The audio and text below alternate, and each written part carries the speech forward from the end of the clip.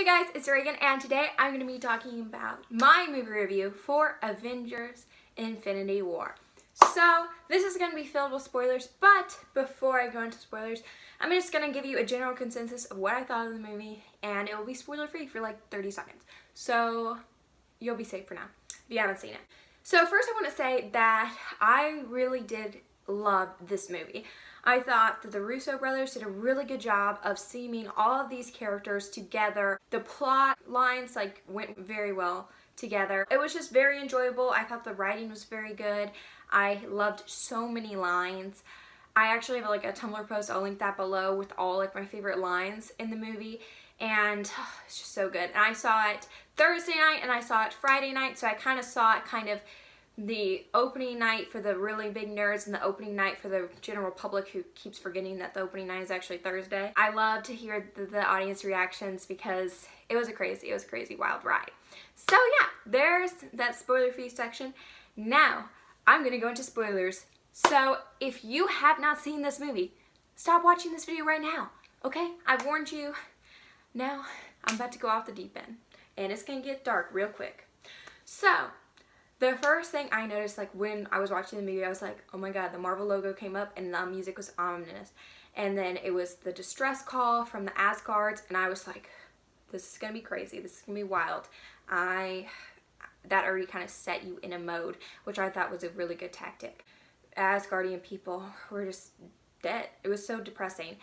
And I liked when Loki came up to Thanos and he's like, we have a Hulk, which is kind of a callback to previous movies, so I like that little reference there.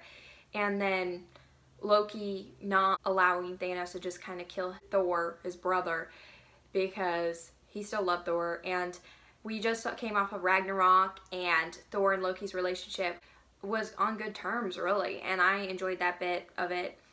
And I love Loki, okay? So when Thanos killed him, that was really depressing for me. And then Thor's watching that, and then he climbed to his dead body. I mean, that was just really sad, and that really got me. And I knew there was going to be major character death in the beginning.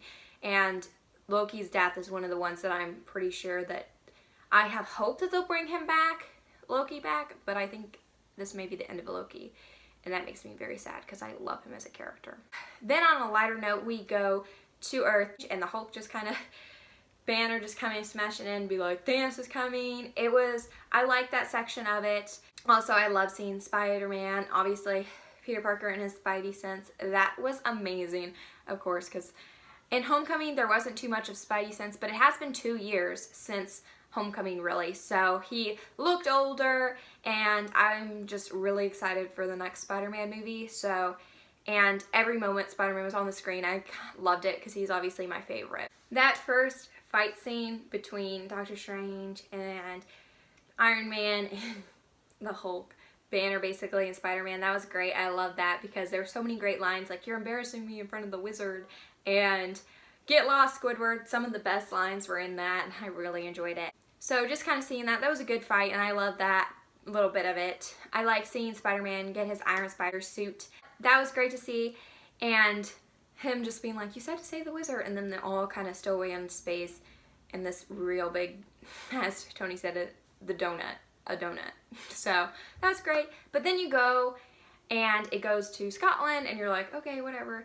And it's Vision and Scarlet Witch, and obviously there's been a romance kind of building up there. I knew that was going to happen because in the comics, Vision and Scarlet Witch are going to end up getting married, and so I knew there's obviously going to be a romance there, and they kind of alluded to that in Civil War. This movie was such a Civil War and Guardians of the Galaxy 2 sequel almost. It was two of those movies combined for a sequel because of where it was in it. And so that was kind of cute. I liked their relationship. I don't really personally like Vision all too much, but I really did like when Steve just appeared behind the train and just caught that weapon. What do you call it? Like a spear. He just caught it, and I was like, boom! I was like, yes, here it comes, Captain America. And it was great seeing Black Widow, Captain America, and Falcon kind of fight.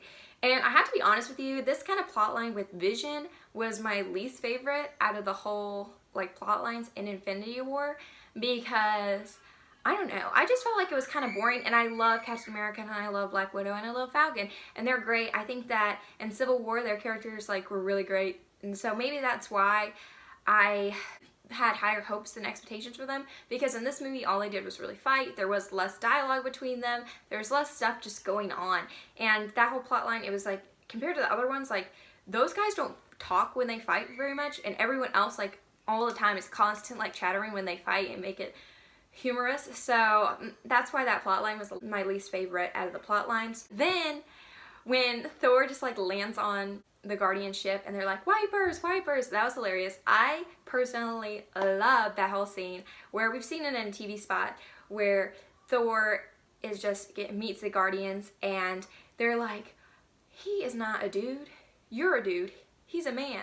I love that. It's great. It's like an angel had a baby with a pirate. Oh, loved all that. It was so great. Loved them. Loved Peter Quill mocking Thor basically and imitating him and trying to be the macho man. And oh, so good. I loved the lines. Okay, like the writing was superior in this movie. It was great. And let's face it, who are you kidding, Quill? You're one sandwich away from being fat. I feel that. It was so good. Oh, I love it. I also loved how he's like kept calling Rocket a rabbit. Oh, Thor was just so funny. It's really great seeing Thor after Ragnarok. Thor has always been my favorite Avenger. He's the most powerful, obviously, in this movie. You see that? So I just love Thor, and especially after Ragnarok, it's just so great. He was just entertaining in this movie especially.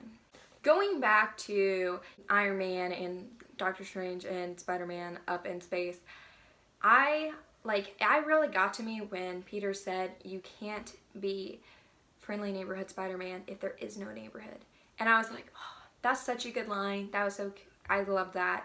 And just kind of seeing them all interact, it was great. And then he's like, have you ever seen that old movie Aliens? I was dead, because that's obviously a reference to kind of Civil War and Empire Strikes Back. That reference, that was great. I loved it then, loved it again now. I thought that Spider-Man obviously added a lot of humor to this, and he was so entertaining. And that's why I think that the 2017 movies were really just amazing. And this Guardians, Thor Ragnarok, and Spider-Man Homecoming, those movies are great, setting up for this Infinity War. And all those characters are super entertaining. But then when you go back to Gamora and Quill just kind of talking, and they talk about how if she gets taken by Thanos, he has to kill her, and he makes her swear, and then they kiss, and I was like, this is so sweet. Like, I loved it. It was so nice. And of course, Drax just standing there also brought humor to it, but I really did like their relationship, like, blooming. And I liked it. I liked the relationship, and it had parallels to, obviously, Vision and Wanda, because Wanda was the only one that can take out the Infinity Stone and destroy it, and Quill is forced to promise to kill Gamora if she gets taken. So there are some parallels between those two love stories in this. Then when the Guardians end up meeting up with Thanos and he uses the reality stone and distorts reality, it was kind of heartbreaking to see Gamora like visibly so shaken after killing Thanos, because he was kind of like a father to her, and it was great to have that flashback where you see her as a child, and it really just kind of built on the fact that Thanos cares for her. And seeing her there, and then Quill about to shoot her, and then just like crying, and he's like, I told you to go right. That was very sad and heartbreaking. And then of course I was glad obviously when he didn't kill her, because I think that would have tore Quill apart if he did end up killing her. But that whole Soul Stone section of the movie was so like powerful almost. Like, I really liked it. It was probably the most like emotional part. You have Red Skull, who's like the gatekeeper at the Soul Stone to get the Soul Stone, and I was like, oh my god, Red Skull? I did not think he would make an appearance, but I was like, okay. And everyone in the movie theater was like, oh, like everyone was like gasping. It was so great, like just going through that, and Gamora saying that you don't love anybody, and it's finally the universe is getting you back, and I'm sorry, little one, and then just tossing her off the cliff. That was so depressing. And now I think, kind of, because I have read Infinity Gauntlet, and I do know that Adam Warlock takes down Thanos in that. And James Gunn said a while ago that Adam Warlock is not going to be in Infinity War. So because of that, I feel that Gamora is going to be the substitute for Adam Warlock, and she's going to be in the Soul Stone learning all about Thanos. So I think that she will end up coming back and taking down Thanos, just like Adam Warlock. And James Gunn did say that the Guardians 2 was kind of like Empire Strikes Back, and Gamora being trapped in the Soul Stone is similar to Han Solo being trapped in Carbonite. I think that Peter may end up getting her out. Obviously, the parallels are there between those two movies, and I don't think she's dead forever. She will be coming back.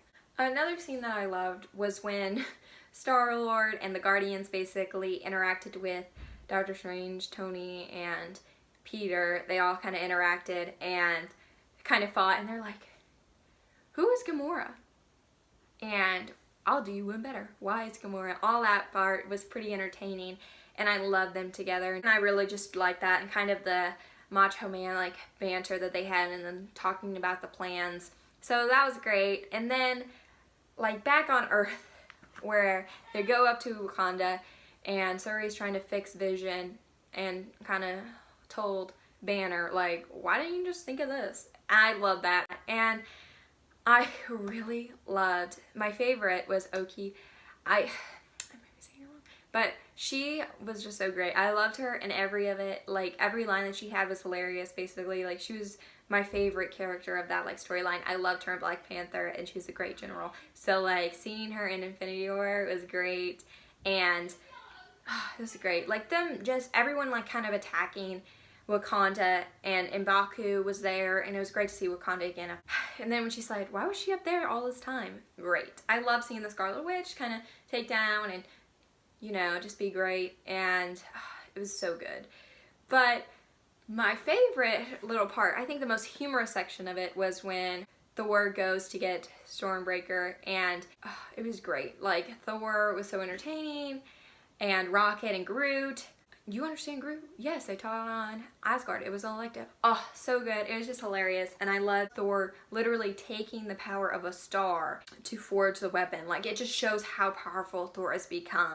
I love that section. When he comes back, like, when he arrives with Rocket and Groot to Wakanda, and literally the whole audience I was in, the one that reacted correctly, was all clapping. I was like, yes, I finally got it. Because I was like, everyone loves Thor now. I've been on this train forever. I've always loved Thor since I first saw him.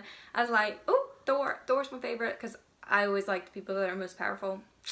Whatever. But I loved Thor so much, and I was like, yes. So it was great seeing that reaction for them, and also just introducing Groot to Steve, and him being like, this is my friend, the tree. And Groot being like, I am Groot, and I am Steve Rogers. Oh, so good. Love that. It was so entertaining, and Thor just like kicking some butt. I just loved it. Like when Thor had channeled all the lightning, which we've seen in Ragnarok, I just got, I loved it so much. Okay, that was so great. I love that section. My love for Thor obviously went up, but Spider-Man's still my favorite, but Thor's really close. Back to Titan. It's kind of interesting seeing Titan like dead, and it kind of brought the motivators to Thanos, where in the comics he's motivated because he wants to flatter Mistress Death, as she brought him back to life and he wants to flatter her. But in the motivation for him in these movies is he wants to bring the universe into balance. And I understand that, and it was kind of a great motivator. I think that Death, it would be hard to channel that and put that in film and make it good, so I liked kind of where they changed that a little bit. It was cool seeing that, and him just fighting, and then Quill being like, it's my plan, and then they almost got it until they figured out Gamora's dead, and obviously Quill just can't handle that and freaking starts punching Thanos. It was so sad. And I loved how Peter almost got the gauntlet off of him, and then obviously kind of all hell broke loose then, and like everyone's just like flying around going crazy. But my favorite part of that was when Spider-Man kept catching all the Guardians, and he's like, got you, got you, got you. Oh, that was so good. And I don't know, it was just so great to see them team up together, and it was so sad to see that they were almost there if Quill didn't get mad because Gamora died, and it was so heartbreaking to see his reaction. And then obviously Thanos kind of brings a hammer down on Iron Man, which I kind of thought, I was like, Iron Man is lasting way too long against Thanos. That was my personal thing. I was like, there's a lot of technology, but Iron Man has lasted way too long against Thanos, okay? And I understand, Iron Man's their favorite. Marvel is like really attached to Iron Man, so I understand why they're really like making him, building him up more. But I was kind of like, okay. But like when he was about to die and Strange ends up getting the time stone to save him, that was depressing. I honestly would not cry if Tony died. I mean, I like Iron Man, but he's not my favorite. He kind of has never been for me. I understand why so many people like him, but I don't know. He's just never been really there for me. So that kind of happens, and then Thanos ends up going to Wakanda and taking the Mind Stone from Vision after he reverses time, after Wanda destroyed it, and it was hard to see her like destroy it. That was terrible. And obviously Thor comes and he almost kills him. He almost gets him, but he's like, you should have aimed for my head. And that was kind of depressing because you were like so close.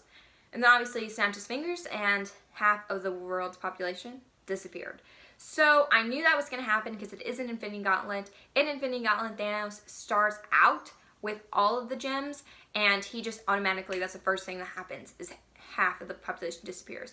What was interesting is that the only people that are alive are like the original Avengers and Rocket, basically, and Nebula. So there's just like the original people, and you're like, okay.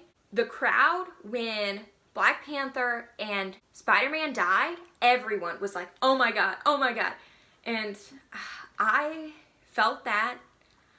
I was very depressed. Like when Spider-Man died, I was like, oh my god, I don't want to go. And I was like started crying, and my sister's like, Reagan, you know he's gonna live. And I was like, yes, but he's dying right now. I was so sad, okay?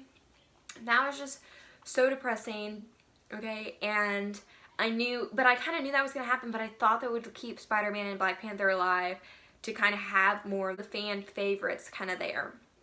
But obviously when Doctor Strange said that was the only way, so that's the future. Like Thanos had to get all the gems, and that's only out of 14 million 80 or something that went on.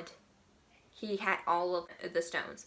So ultimately at the end, I was just kind of just sad. Like I do think everyone's going to come back to life except maybe Loki, which just makes me really sad. But I think that it will be like the Infinity Gauntlet kind of, and I feel that Gamora will end up taking Thanos down. So I'm kind of scared for Avengers 4 because I love Thor, and Rocket will also be there. So I think maybe that was on purpose so that Rocket and Thor can have a kind of good dialogue. But it's just the original Avengers, which I like them a lot, but at the same time, my favorites are dead. So, yeah. So that's kind of what I thought about Infinity War. Loved it. There's so many great lines. Like I said, you can check out my Tumblr and see all of my favorite lines. I'll leave a link to that below. I'm very excited for Avengers 4, and now the big movie that's coming out is Han Solo. So, it's going to be a wild ride, folks. But yeah, so thanks guys for watching, and see you later. Bye.